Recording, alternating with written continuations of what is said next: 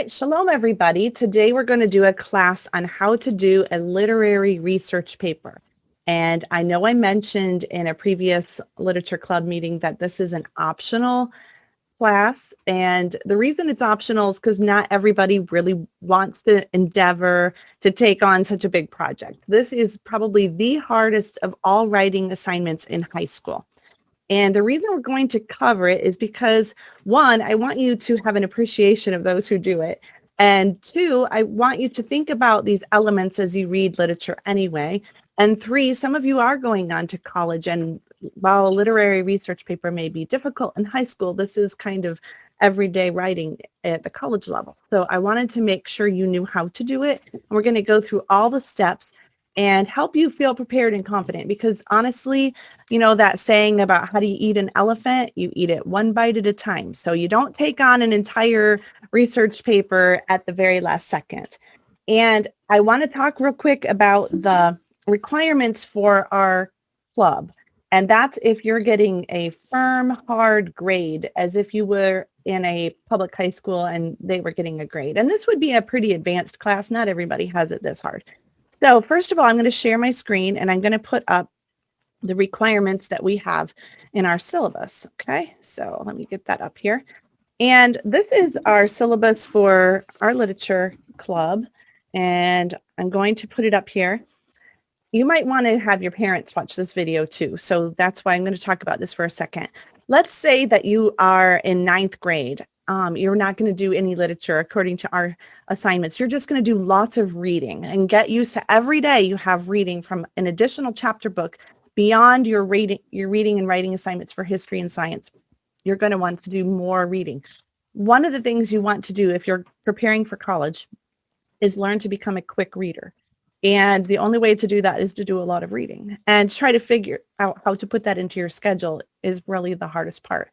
So that's 9th grade's job. 10th grade is, if you stick with our schedule, is to start with American literature, and then in addition to other reading assignments like Bible, history, and science. And then 11th grade would be English literature, which is a little bit step up in difficulty, and then do 12th grade world literature, which I personally think is another step up in difficulty. Some people switch those around. Now, if you are only going to do 1 year of literature, then just choose about 1/3 of your books from American and 1/3 of your books, I say books, I mean poetry and anything, 1/3 of them from English and 1/3 of them from world. Now, we say that you should read 15 books from the list. So if you're doing this in just 1 year, you want to try to read 5 books from the list from American and 5 from English and 5 from world. Okay, so that's not very much. And then discuss the books that you are reading. Why are you having discussions? And I know a lot of you probably skip this step, but the reason you're having discussions is because it's going to help you later when you write papers. If you can talk about a book and how you feel when you read it, things that you disagree with, what you learned, just things that you thought were fascinating that the author did a good job at, then you will also be able to do a good job when you have to put that into formal writing. Okay? Then you want to post book reports. And I'm going to put this up to the camera. I have no idea. There, maybe you can see it a little bit. This form is on the Homeschooling Torah website. And on this form, you have to fill out things that will prepare you to write a research paper. So for instance, every time you're writing out the book title and the book author and the publisher and so on, that is going to get you ready to do works cited and bibliographies when you write a paper. You're summarizing the plot in just 1 or 2 sentences. Again, that's going to help you as you have to write a thesis statement in your literature paper. You're describing the setting, describing the main characters, talking about what the conflict in the story is and where's the climax, and how is the story resolved, and what's the theme, and what's the worldview, and so on. Did you like the book? That's really, we're going to get to the research paper in just a second, but that will help you figure out, in a research paper, basically, you're going to be spending 10 pages telling if you liked the book or not and why. So this is just a little piece. So doing these book reports every few days, like every time, I don't know if every few days would be let's say you had something that you read, even if you did your history reading or any reading or watched a movie or saw a poem somewhere. Anytime you encounter literature, if you filled out one of these book report forms, it would give you a ton of practice. so that by the time you are at the end of your 12th grade year, you can get a good sense of how to write a literary research paper and put your thoughts down into words. If you did one of these book reports and you posted one on our forum in the club page and you got some feedback from other people, so that's what I imagine happening someday is everyone's posting each one of them and then someone else has to comment on it. We call them on this thing, we call them a blog post, but basically we just want you to post once a month with what you've read. So I want you to do actually more of these yourself and have them like, that's your portfolio of what you did. But then if, let's say you posted one a month and then everybody else came and commented it, that would be a really cool environment where you'd get a lot of feedback, you'd get to know each other, but you'd also have a chance to practice putting your thoughts about literature into words, okay? Now, if you were in 12th grade, you could start writing a literary research paper. I want to just say in our writing curriculum, what we suggest is that younger kids write something every day, whether that's in their notebooking pages they're making for history or science. They write and learn to talk about what they're learning and put it back in their own words. And then as they get into middle school, then you start using the writing prompts that are on our site and you just look, they're like journal entries. What do you call those? Like writing prompts, right? I mean, like if you saw a seashell on a beach, what would that make you think of? And then you have to write a paragraph about it. So those are the kind of things that we have on our site. And some of them are fun and lighthearted. Some of them are deep. Some of them are really open-ended. So you can talk about pretty much whatever you want to do. If you did that every single day throughout your middle school and early high school years, you would become really confident as a writer. And then in high school and maybe even late middle school, in science and in history, we have assignments, and in writing class, we have assignments for you to write short papers and then eventually a 10-page research paper. We have science projects and so on. So if you were to actually do all of those writing assignments, you would be a confident writer. And by the time you get 12th grade, a literary research paper would be not as difficult.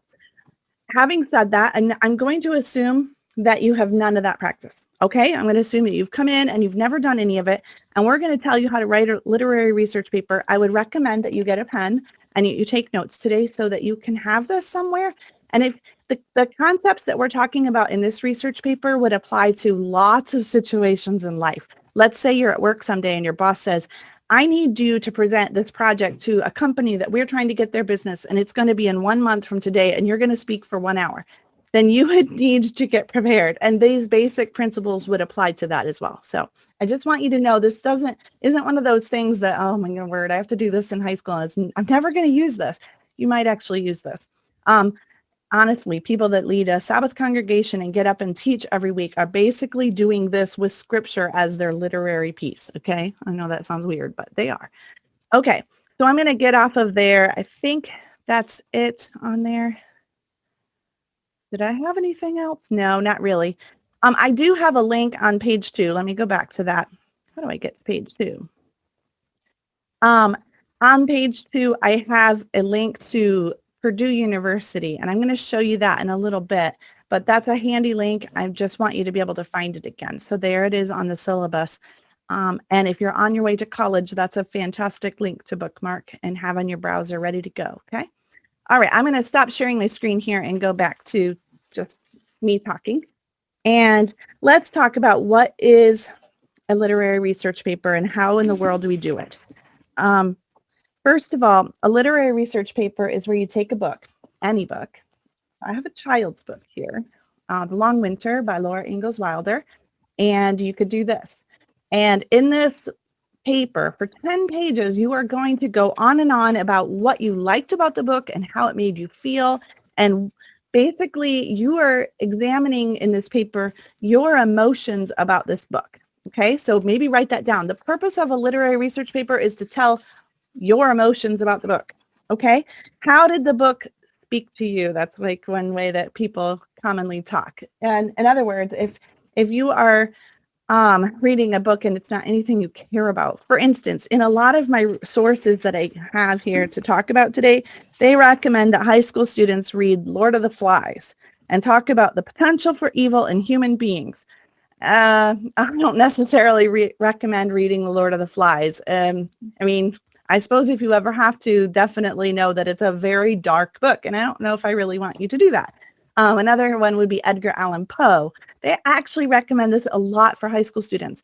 High school students really get exposed to a lot of evil in their high school literature classes, and I'm not trying to tell you to do that.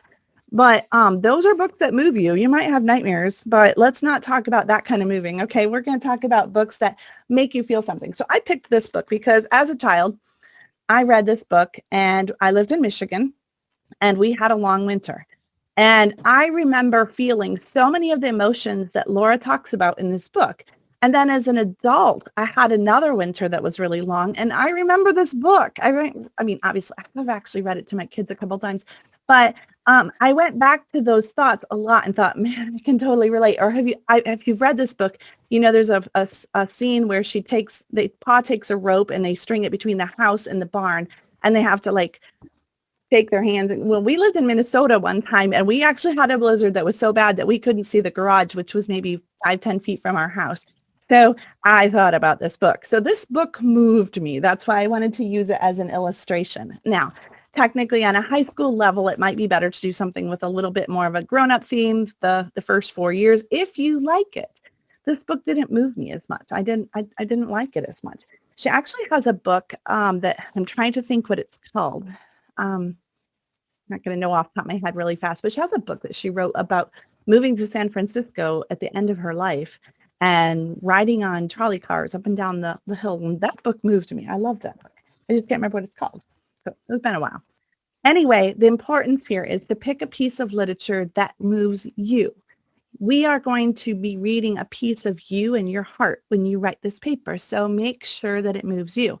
Now, if sometimes someone gives you an assignment and you have to read something and you have no choice over what piece of literature you read, and you know you're going to have to write a long paper, pay attention the whole time to the pieces that move you. And if it's only one sentence that moves you, maybe it just makes you mad.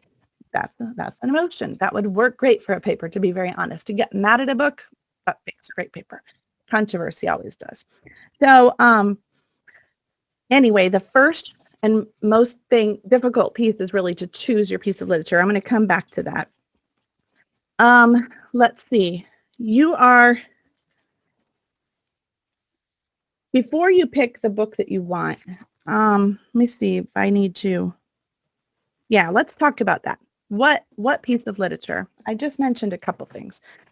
But first of all, besides a book that moves you, you are going to want to be able to find, ideally, other books by that same author. So if you only know of one book, let's say Laura Ingalls Wilder had only written this one book, I would not recommend it as a topic for a literary research paper, because what you're going to want to do, this is going to be a couple month-long project, by the way, you're going to want to read at least one or two other books by the same author and compare and contrast their style. Did you get just as mad at the author in the other book? Did the other books, okay, so like for instance, I was comparing 3 of her books, a second ago, and some of them just don't move me. I need to figure out why. So I would want to reread all of them and be paying attention. So the reading alone for this research paper, I think, is what takes most of the time. So just be aware of that. Don't wait too long. Thirdly, you're going to want to find at least a book or 2 or 3 by other authors talking about that book. And right now you've narrowed down your field. You're not going to be able to find very many books. So for instance, I have a book that I loved in high school, and it's a Christian book. It's put out by Moody Press, and it's called Not My Will by Francina Arnold. And I'm going to share my screen because I'm going to show you a couple things here. So real quick. There. So this book, I'm going over to Amazon. This book is called Not My Will by Francina Arnold.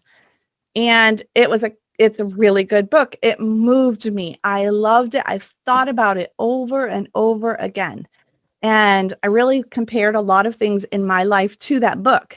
Now, it would maybe qualify for a literary research paper because this author, I have read now 4 or 5 other books by her. And so there are a few. But I did a Google search this morning to see if anyone else had written about her book. I couldn't find anything. Maybe it's a Christian book and it didn't come up on Google search because they don't like it. I don't know. But if you were at a Christian huge university library, maybe you could find something. How in the world do you find books like this?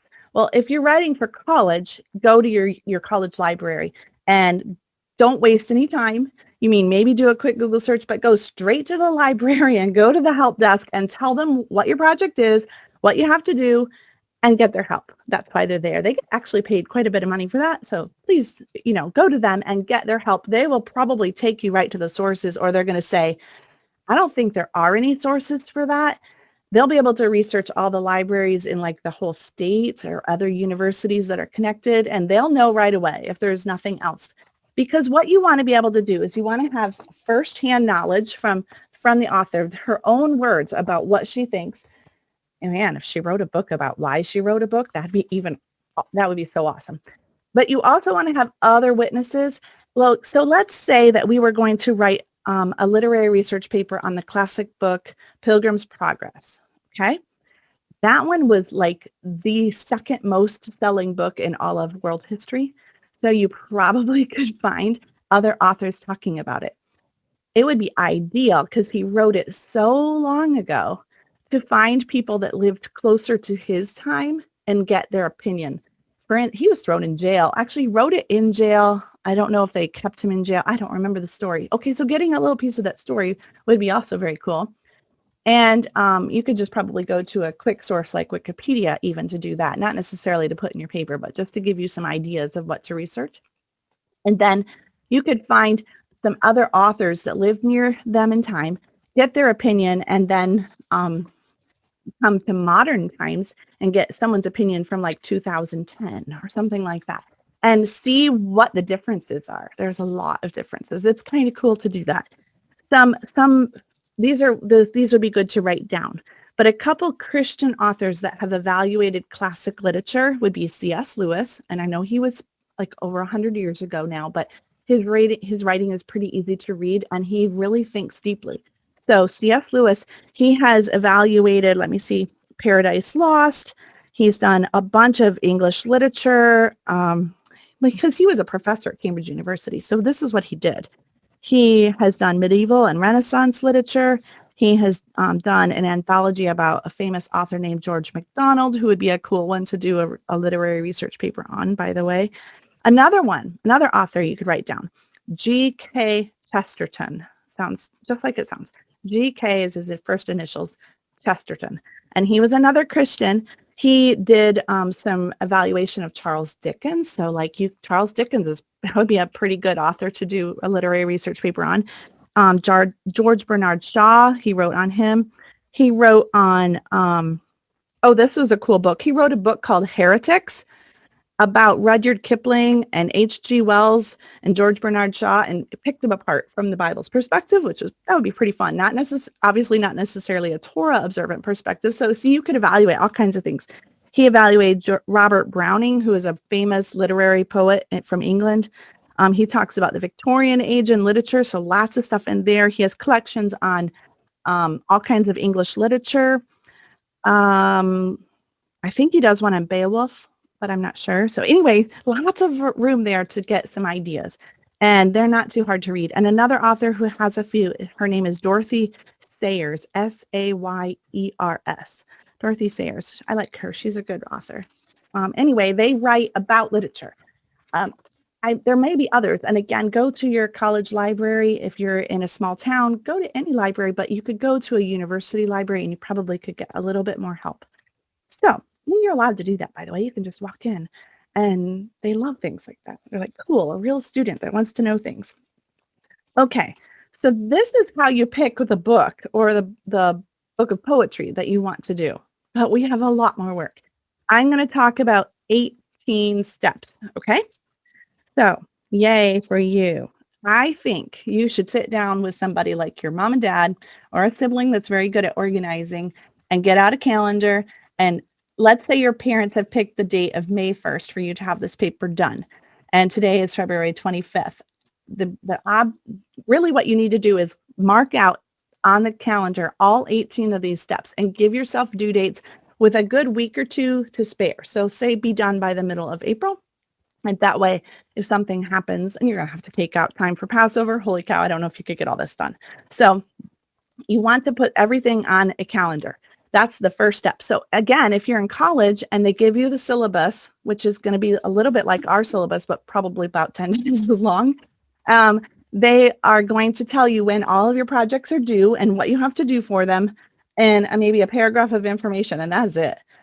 The first thing you're going to do when you start that class is go back home to your dorm room that night, get out a calendar, and figure out when everything is due, and take these 18 steps to your big project. So it's pretty much any project you could put these 18 steps to.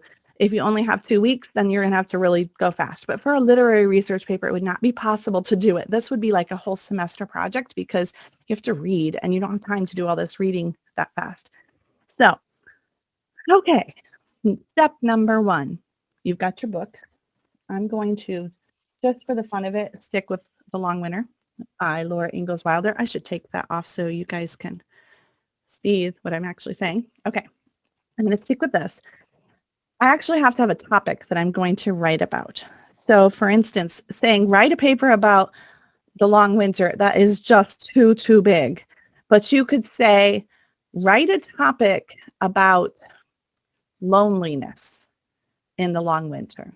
Okay, now you've narrowed it down, and now you'll be able to look through the book and find everything that she says about loneliness. That would just be one possibility. Or it could be, if you were doing Pride and Prejudice, write a topic about assuming you know what other people are thinking. Okay, so that would be, you could write a paper about that. Okay, so other examples, if you were writing a paper on the Red Badge of Courage, what does it mean to be a hero? Okay, that would be a possibility. Maybe for Jane Austen, someone else had an idea of what role did her sisters play in the book? And you could spend a whole paper talking about the role of her sisters, how they messed up her life, how they helped her, how they were close, how they fought, all these things. Okay. Next, number 2, you're going to start to gather all of your information and your research. I really do believe this is one of the harder steps. So get started on it right away. Don't procrastinate. Your book is your first source. And then you need to go to the library and find other primary sources and secondary sources. What is a primary source? A primary source is in the author's own words. So this is eyewitness, okay? A primary source is an eyewitness. And really for a literary paper, only the author is an eyewitness. Only the author knows why he or she wrote that book. So they're a primary source. And then you need some secondary sources, okay? If you are doing a paper for college, they're usually going to tell you how many sources you have to have of each kind. And if you're allowed to use articles and scholarly journals, or do you have to stick to books? But, so if they say you have to have this many of this and this many of this, make sure you do, and maybe get a couple extra in case you get one back from interlibrary loan and you thought it was really boring and you don't want to use that book. Okay, so that's the beginning. When you're looking through the book, you need a book that has your theme. So our theme for The Long Winter was loneliness. So as I look through her primary sources of the first 4 years, I'm going to be able to find some good loneliness in that one. But if I wrote on The Big Winter, or no, that's not, House in the Big Woods, that's the one. House in the Big Woods, she's not really very lonely in that one, but maybe her parents are. And maybe that's part of the reason that Pa decides that they should move away. I don't think it is. I think actually he's tired of being around people at all. So he moves away to get away because they feel like it's getting too crowded. So anyway, you're looking specifically for your theme. Okay, it's really easy to go off on bunny trails when you're reading all these books, and you don't want to do that. You don't have time. Pay attention only to your theme. And if you can't find anything and you're a couple weeks in, you better change your theme to something else. But I would bet you can. If you can find it in the main book that you were writing, then you can probably find things too. Other people have probably noticed the same things that you have noticed. Okay, then you're going to write a thesis statement. Do you know what a thesis statement is?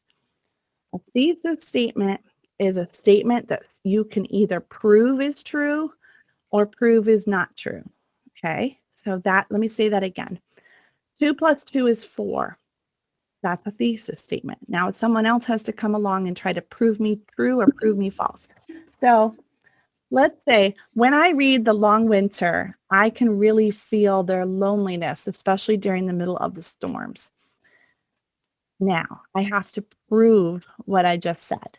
And that's basically what I'm going to do. The rest of the book is prove that what I felt was actually in the book, and maybe it'll make you feel that way too if you read it. So anyway, if I were writing a science paper and I was doing a 10-page paper on the discovery of the atom, I would maybe make a thesis statement saying that the atom the discovery of the atom was the most important discovery in modern history. And now I have to prove that it's the most important thing. So you see that's how a thesis statement works. So you're going to write that down. Here's what you're going to need for a paper. You're going to need one of these boxes, and you're going to need lots of cards. I have in here 3x5 cards that are color-coded. You don't have to do color-coded. When I was in high school, I had black and white, but I like the colors. I have 4 colors here. So let me see. I've got yellow, green, orange, and pink. And you can't really see the orange very good. But these colors can help me organize my research. And I'm going to take one card, and maybe I would like put stars all over it to help me find it, and maybe put a pin on it or like a sticky tab or something so I could find that card and write my thesis statement on it and keep it at the forefront of what I'm doing so that I don't forget and go off on bunny trails. That will help you a lot. Okay, the next thing is you're going to write an outline. This is just a rough draft. And by this, I mean take a piece of notebook paper and scribble down. Basically, this is what I'm going to talk about. Okay, this is how I'm going to prove my thesis statement. But you haven't actually read any of the other books. You haven't read anyone else's opinion. You haven't really thought about it terribly deep. So don't get too picky about the outline. Okay, don't freak out if you go completely off and don't follow the outline. But it's going to kind of help you. That was step number 4, by the way. I don't know if I remembered to say my steps. Step number 5, you're going to start writing down a bibliography. So pick a different color. So let's say in this case, we're going to pick green. And green is going to be my bibliography. And in it, I'm going to write down the information. Later on, when you write your paper, you're going to have to put a works cited.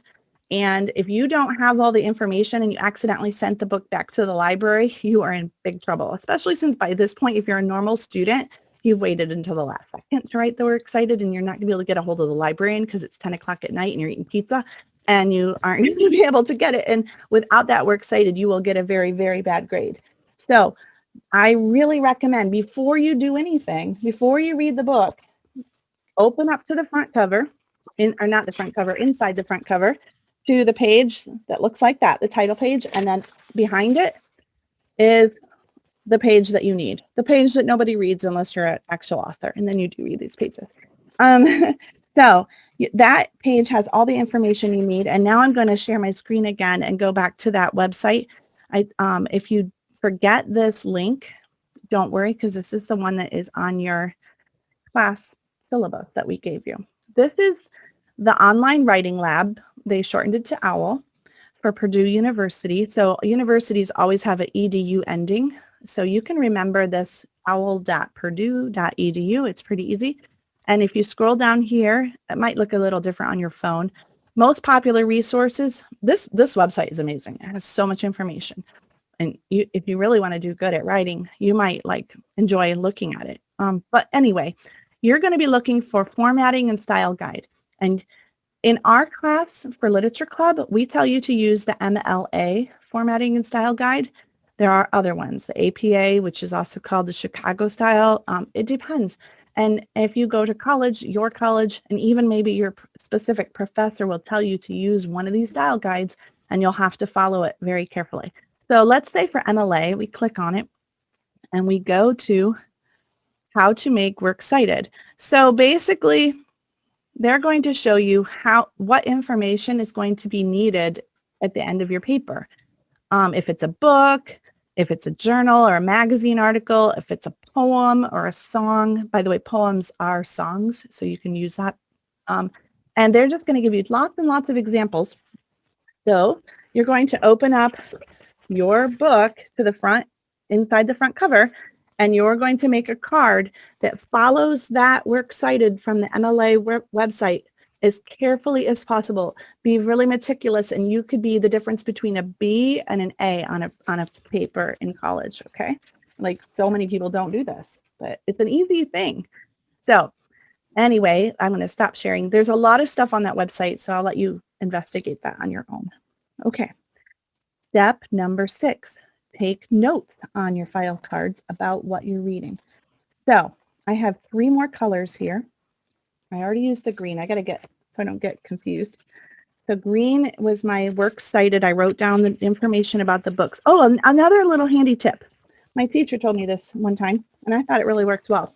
Give each book that you get out a number. So maybe this will be book number 1, and this one would be book number 2, and then a book about her that someone else wrote could be book 3, and put that number on the corner of your card. And then, so like say I'm reading book 3 about someone else has talked about Laura Ingalls Wilder and what she wrote, and I'm reading it, and I take some notes on it on my pink card. I can put a 3 in the corner, and I'll know exactly which book I was talking about, and I don't have to write the whole thing because I hate writing a lot. So, okay, there are 3 different colors here. Pick, and if you don't have colors, you can separate them with rubber bands or something like that. But let one of these. You're going to summarize what you read. So you're reading along in a book about Laura Ingalls Wilder, and you're like, I really agree with what that author just said. I wish I could say it that well. Well, summarize it. Put it in your own words and say, blah, blah, blah, blah, blah. This, but make sure it is a summary in your own words. To do that, if you have to, put the book on the other side of the room and then go write the card so you cannot copy. Whatever you do, it is not in anyone else's words but yours. And that can be on a pink card. Now, let's say that you liked what they say, but and you want to remember it pretty close, but you're not planning to actually quote them with quotation marks in your book. Put that in an orange card. This is a paraphrase. It's really close to what the author said, but you are not intending to actually quote them, okay? That will help you remember that. And then finally, direct quotes. This is yellow. It's just hard to see in this light. A yellow card is an absolute direct quote. Now, I'm going to tell you a mark of a new writer. Like 100 yellow cards and like 2 pink cards and 2 orange cards. If you are direct quoting everything that you read, that's not going to go over very good. You can have a few quotes in the 10-page paper, maybe 2 or 3 would be plenty. And as you're preparing it, since you haven't written your paper yet and you don't know exactly how you're going to write, you can possibly make, 10 or 15 cards if you really want to, because you thought that Laura Ingalls Wilder was awesome. But generally speaking, you should stick to pink and mostly summarizing, and only once in a while do the orange, and very rarely do direct quotes. Just a little tip there so you don't get accused of plagiarism, okay? Later, those are going to come in handy when you're typing up your paper and you want to remember the direct quote. You don't have to have like stacks of books around you on your bed as you're trying to juggle your laptop and everything. You can just use these cards. And if you have a yellow card and it's a direct quote, then make sure you put quotes on it, and that you have a footnote, and do all the things that the MLA website tells you to do to make sure you've given them credit. Because I'm telling you what, in college and anywhere, if you quote someone and you do not give them credit, it's an automatic 0. So please do not make that mistake, okay? Number 7. I don't remember what the difference is between number 6. Okay, I guess number 6 is get your note cards and get organized. Number 7 is actually read all the books that you got out of the library and take notes. This takes a while. So again, when you have to say, I mean, we're all busy people. And if you are a busy person, you're working, you're taking classes, you have food to prepare, friends to socialize with, social media to check, the last thing you're probably going to want to read is a dusty old book on what Laura Ingalls Wilder thinks about the long winter. So you're going to have to force yourself to set aside a time on your calendar and make yourself do it. If you happen to be in college, this is a great time to say at 2:00 on Tuesday afternoon, I'm going to sit in this specific spot on campus, probably not your room and probably not anywhere near your cell phone, and I am going to read those books. I used to in September, October, before the weather got bad, I would spread a blanket under a nice tree, and that's where I would do my reading. And then you can have an alarm on your phone when it goes off at 4 o'clock. You can put it away and go enjoy your life and check social media again.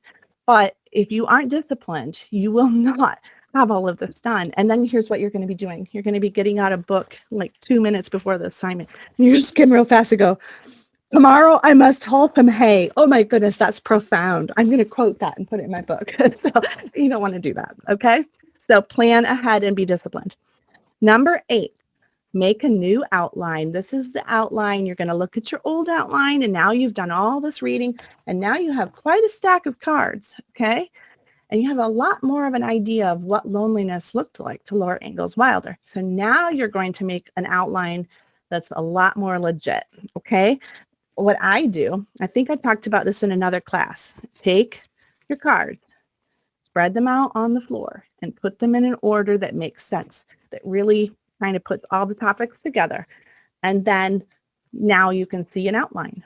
And on top of that, if you say there's 3 things you want to talk about with loneliness in her book, and you have like 10 cards for this one and 5 cards for this one and 1 card for this one, but man, that's a good idea. I wish now you have a working outline, and you can go back to the books and you'll know exactly what you're looking for. And by now you've looked through those books a lot. You can probably get right to it and find some more cards and beef up your paper so that you actually have something to say, because it's no fun to write a paper when you don't know what to say.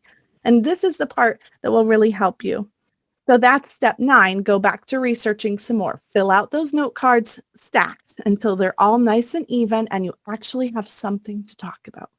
If you were doing a science project, and you had to prove that the atom was the most amazing discovery in the modern history, you would easily be able to find research on one aspect but not on another. And anyway, this works for any project, okay? I love note cards, and you can do the same thing with apps like note apps, Google Keep or whatever on your phone, and you can color code all the notes, and you really could do the same thing. You could actually snap a picture of the title page and all the information about the author, but I would warn you to maybe go ahead and write it out by the work cited, because again, if you don't get all the information you need by snapping that picture, or ends up being blurry, or something happens to your phone, you're really going to be in big trouble later. Okay, step number 10, go back to your outline and revise it one more time. Okay, this is a good step for you to get help. So go to a friend, go to your parents, go to a study group, go to anybody you can and show it to them. See, what do you think? And get some feedback. And if you're stuck for ideas, this is also a great time to get some help. Number 11. I disagree with this person's thing, so I'm going to switch the order. I'm going to say number 11, write your paper, the body of the paper. What I mean by that, a paper always has 3 parts. It has an introduction, it has a body. So introduction is like the head, and it has a body, and it has a conclusion, which is like the feet, because that's where you have action, okay? So write the body, but not the head and not the feet, okay? Don't introduce it, because I always have heard the thing, how can you introduce somebody you don't know yet? How are you supposed to write an introduction to a paper you haven't written yet? That just makes no sense. So I know it's weird to write a paper out of order, but write the middle part. So get your outline. Let's say I would recommend have 3 points, okay? Maybe more, maybe less, but that 3 is a good safe number. And write those 3 sections by doing this. Take the note cards that you wrote that were in point 1 and look at them, put them in an order, and then just sit down and write it out. Don't worry about being flowery or being amazing writer. Just get it down in sentences and quotes and summaries and just put it down, okay? Then do it with step 2 and then do it step 3 and you're done, okay? Don't revise it yet. Just do that. Then go back and write the introduction. Now you have met, that's the head. You've met your paper. You know what it looks like now. It has a life of its own. And now you can introduce it. And it's so much easier to make a strong introduction that really pulls people in. Everybody freaks out about the introduction. I say do it at the end. And then write the conclusion. The reason you do those at the same time is because your conclusion should repeat everything that you said in the introduction, but just a little bit differently.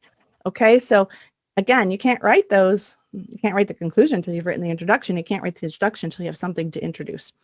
And then let's see. So that was step 11 was write the paper, the body. Step 12 was write the introduction. Step 13 was write the conclusion, but start revising it. Okay. Now, remember I said to take a calendar out and plan out all your steps?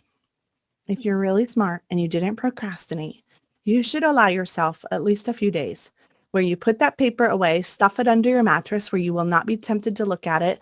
Don't think about it. Close your computer, walk away, go play games for a few days, have nothing to do with it. Don't think about it. Clear your brain out. I would say ideally wait 72 hours, 3 days. If you can't, then wait an hour. If that's all you have, then at least put it away for an hour, go eat lunch and be done with it and then come back. But the best thing would just be put it away for a nice hunk of time and just don't think about it. By now you're really sick of it anyway, so you don't want to think about it. Then when you get it back out again, a few days later, you're going to be like, oh, I never saw him. Oh my word, I went typo right there. Oh, I wish I'd have put that paragraph there. And I tried to prove something here, but I did a lousy job of proving it. Oh my word, I should have seen that the first time. Everything is so much more obvious. And make sure that you have facts. Don't just give opinions. Make sure that when you say that C.S. Lewis thought this about this author, make sure you can back that up with his actual statement that he really did think that, okay? And this would be a great time to show the paper to someone else and see what they think of it, okay? Then there's another kind of revising, and this is the kind where you get your red pen out and you circle all the grammar mistakes. You forgot to capitalize. You didn't double space right here. Your computer glitched and you left one little, like 2 words at the top of a page, and that's the only thing on the page. Maybe you could adjust the margins and make everything fit better. Make sure, like all those icky things. And if you have a friend who's really good at that, maybe you can like say, I will get you a free pizza if you will do that for me. Okay, so that's nothing wrong with that. They're not cheating. They're just reading it and helping you revise it. Okay. Then it's time to rewrite it. Be glad we live in the day of a computer. But here's what I would recommend. Instead of the old-fashioned have to rewrite it all by hand, I would recommend that you save as the document, save it as a new name. Okay, say version 2. And leave version 1 on your computer all by itself and make this a brand new document and revise away. Okay, so that was step 14. You're rewriting it. And step 15 is edit again. You want an A, okay? You're sick of it by now. If you need to, put it away for a little bit. Let others read it and give their constructive input. If you have a professor at college who's willing to read your paper ahead of time, and he said he would, by all means, take him up on that. You cannot edit a paper too many times, but by now you are tired of it. So it's better to give it to quite a few different people and you go like, do something else for a little while. Do the laundry. I don't know. Just don't think about your paper while they edit it. Okay. Finally, create your almost finally. 16, create your bibliography or your works cited is what the MLA style says is works cited. It's its own animal. It's at the end of your paper and you have to follow all these rules. Again, if this is your first time doing it, it has to be typed up just so. Take it to the librarian again that you've made friends with and show it to them and say, what do you think? Did I do it right? And they should have a good grasp of that and be able to help you. Don't just use your own eyes. Okay, number 17, print out your final paper. You need to give it a title and you probably need to put the outline that you have been working from. You probably need to type that up officially and put that at the front. It almost serves like a table of contents. So you're going to have a title page.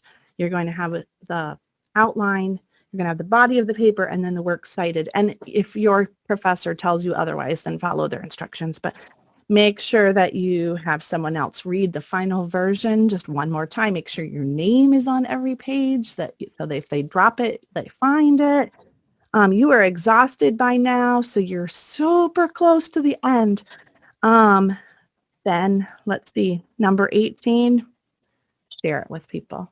Okay, like hand it in, send it to your grandma, put it on Facebook and say, I did it. If you're in high school, let your mom put it at your high school graduation party and she'll feel so happy about the project that you did. So that's kind of silly, but why go to all that work if nobody sees it but one professor, right? If you follow the process that I just said, you will get an A on this paper. Most people will not follow this process. Your friends will not. Most people will not. So if you need to decide your priorities in life, but if an A is a priority at this time, and you really remember the Bible does say that whatever you put your hand to, do it with all your might. I can promise you that the ideas that I've given you today will help. They should give you an A. Especially the more feedback you get from others and allowing yourself plenty of time. Remember as you write to put your heart and soul into it. And like if you're talking about loneliness, it is okay in a literary research paper to tell a story about a time you were lonely like Laura was. If it's a science paper, it might not be so appropriate. But for literary, you can get away with it. I am absolutely curious how many of you are actually planning to do a paper. Kirsten's like, I have no time, but I have a feeling you're going to college though, right? You think, yep. And what is your major? Business major, she says. And what's your minor? English. What do you think the chances are that she's going to do this her freshman year? Like, so I give her 6 months before she's been given this assignment. So, anyway, Candace over there, she wants to like be a blacksmith and have a pet shark and stuff. I don't know if she's going to ever write a literary research paper, but I hope that she'll remember some of these ideas and it will help her planning things. So she took notes. Any comments, any questions, girls? Felicity, any questions from you? Can you go into more detail on step 4 on what you're supposed to do? Yes, I just got to remember what step 4 is. 1 second. Should not have closed that. That was dumb. Making the outline, is that the thing? No, bibliography. With the title page and step 4. Okay, my step 4 was make an outline, but I might have not remembered the numbers very good. It told you, so tell me if I'm to do a different one. Writing an outline. Okay. I'm wondering on the bibliography. And you're wondering on that. Okay. She has a question on number 5, the bibliography, so I'll do both. Okay, so writing an outline. An outline, let me give you the basic things. An outline, when you have a 1, you must always have a 2. What do they mean by that? Well, if you say she felt lonely in the winter, but you're also going to have another illustration from the book.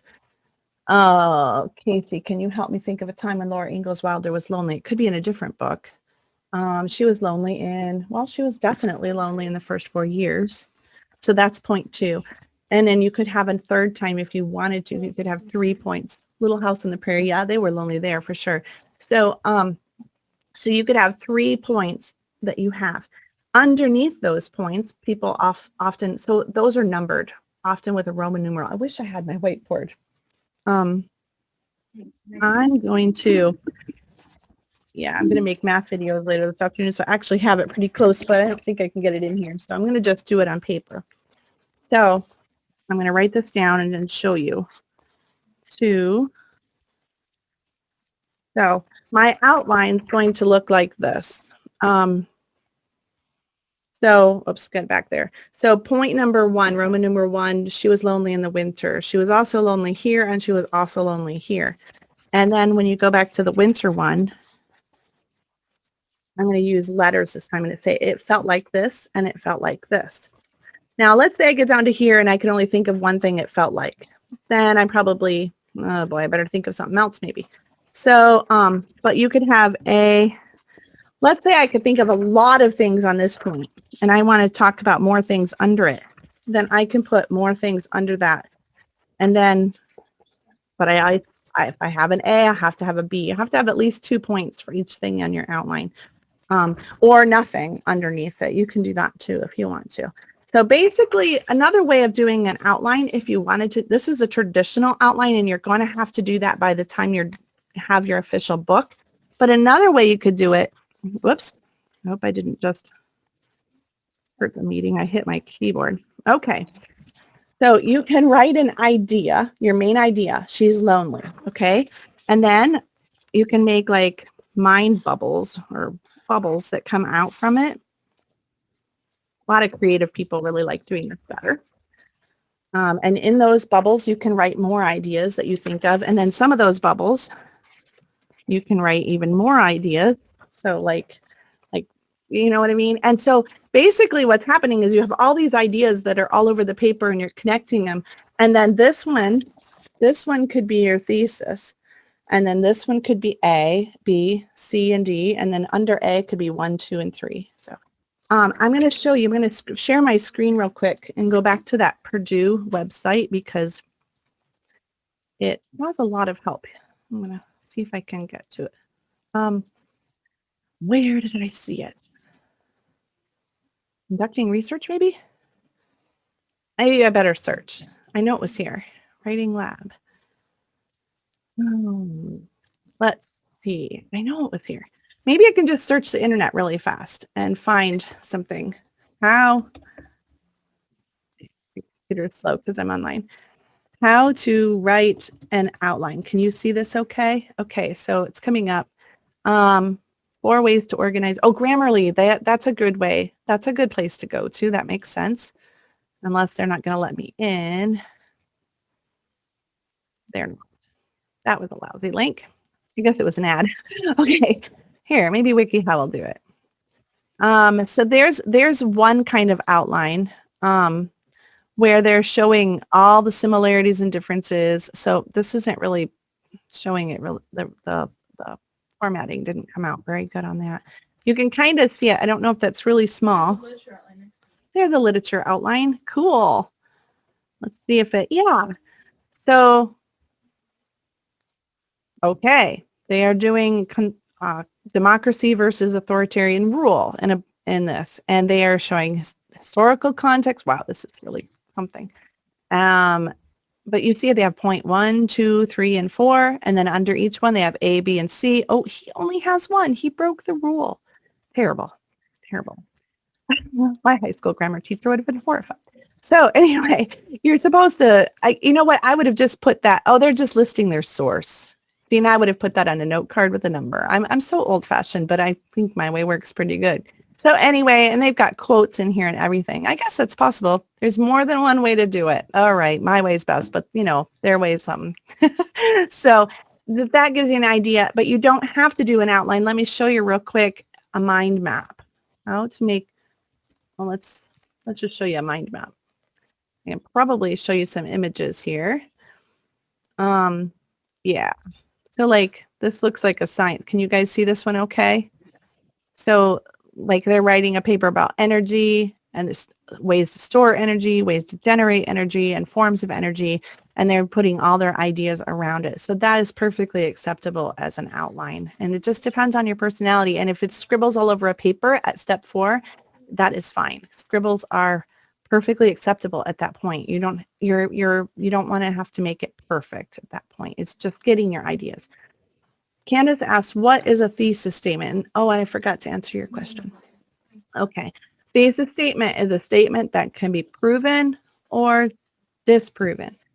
So my thesis statement was that Laura, in not very fancy words, Laura was lonely during the long winter. And so everything I do is proving that she was lonely and that Laura understood loneliness maybe. And she talked about loneliness in a lot of her books. And then I found some Joe Schmo that talks about his favorite author, Laura Ingalls Wilder, and how he just feels less lonely when he reads about her loneliness. So does that make sense? So a thesis statement is just guiding you. You're writing it down on one card and you're remembering that you're not going to get off topic and start talking about how she loves horses because that is totally off topic. You need to stick to loneliness, okay? So although it would be pretty easy to write a thesis or a literature paper on her love of horses, honestly, it would. That would be perfectly good. I like that better. Anyway, bibliography, let me share my screen again and go back to Purdue. And so we're back at that OWL site and we're going to click on the writing lab. Nope, actually, no, that's not where we go. We go down here to the resources. And again, make sure that you go to the kind of format that your teacher is asking for. So if it's our class, you want MLA. And you go here. And they have examples in here. So if you look on the side, they've got format. They've got all kinds of, they have a sample paper, a sample works cited. So let me show you the works cited. At the end of your paper, this person has a lot of books and articles. Looks like a lot of them were articles on saving the planet. Yay. So they followed this style. This looks like it was an internet source, and so they had to give a link to it. So was that one. This one was an article out of a journal, a scholarly journal. This one was another article. This one was a movie produced by Paramount Pictures in 2006. That's cool. You could totally do that. You could, more articles. This one is a book called Global Warming, Myth or Reality. Some more articles, Clinton, oh my. Yeah, pretty. And then one more book. So this person only read 2 books and they read a lot of articles, and that is fine. If that's what you can find for your paper. I would really, again, recommend if for a literary paper, you want to read at least 2 to 3 books by that author so you can get those primary sources. For a science paper, it would be a lot different. And your teacher will tell you what he or she is specifically wanting for yours. So, Kirsten, did that help? Okay. And by the way, on the side here, so let's say you have a book, it'll tell you how to do the book, how to do the periodical, how to do electronic things, like movies and websites, and how to format quotes, how to do footnotes. All of it is told to you right here. So, and a nice sample paper, which I'm assuming they have a sample paper on climate change since it looks like that's their example. So, any other questions? I kind of like you guys' questions. Could I, if I don't put your faces aren't on camera, maybe I will put this in the original video. I'm going to have to edit all this out. Might not be today. All right. Very good. So that was a fun class. I hope it was for you guys. I like to write, so of course I think it's fun. Other people are probably like, this is my worst nightmare. So, all right. Shalom. Thank you everyone for putting up with me. Bye.